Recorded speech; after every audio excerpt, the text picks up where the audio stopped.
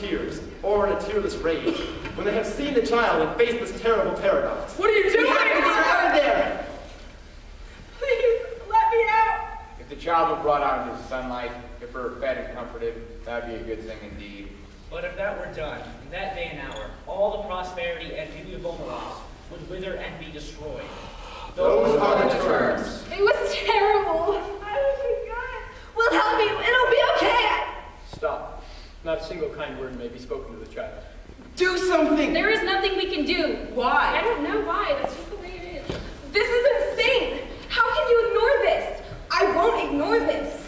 Are you willing to exchange all the goodness and grace of every life in Omelas for that single small improvement? To throw away the happiness of thousands for the chance of the happiness of one? The terms are strict and absolute. The way she looked at me. What did she do? Why is she being punished? Searching for a hint of kindness. It suffers in order for us to live here in Omelas. Someone has to suffer? One person has to suffer? Why a child? Why not an elder? Why not me? Take me instead. It's not for us to choose. Did she choose this? Did she choose to take all of our pain? Begging for mercy? Please, just try to understand. It can only get good if it's freedom.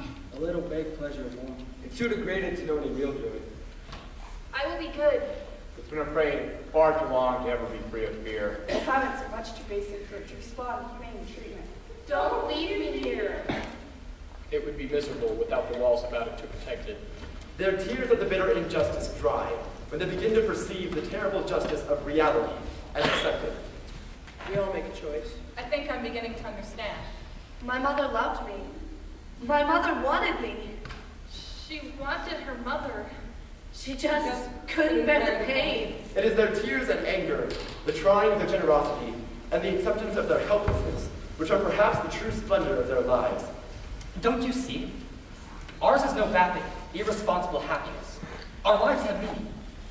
Everything that we've accomplished, the nobility of our architecture, the poignancy of our music, and the profundity of our science is due to the existence of this child. It is not free. Please, just let her free. Please, just hold me. You can't continue this. I don't have a choice. How can you stand there knowing that child's suffering? Tell them you won't do it! For what? What are you protecting? This, our way of life, our happiness. You know the child exists. Always somewhere in the back of your mind you know that it suffers. I am simply the one charged with its suffering. How are we different? We're allowed to have anything in Omelas. One thing we don't have is guilt. Now do you believe them? Are they not more credible? But there is one more thing to tell, and this is quite incredible. At times, one of the adolescent girls or boys that goes to see the child does not go home to weep or rage. Does not, in fact, go home at all.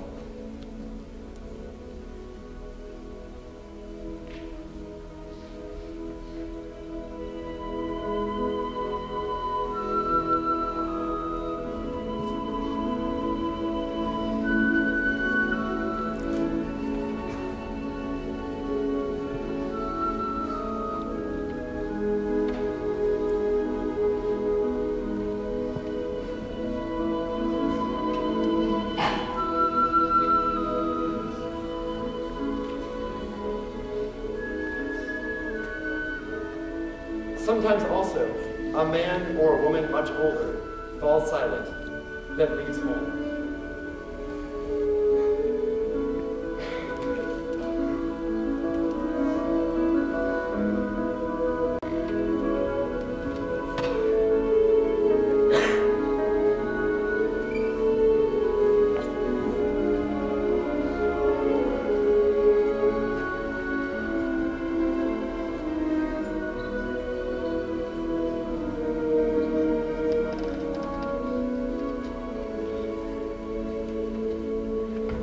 Go out into the street. They walk down the street alone, and they walk straight out of the city of Omelas, through the beautiful gates. Each one goes alone, youth or girl, man or woman. They leave Omelas, they walk ahead into the darkness, and they do not come back. The place they go towards is a place even less imaginable to most of us than the city of happiness. I cannot describe it at all. It's possible that it does not exist. But they seem to know where they are going. the ones who walk away from all of us.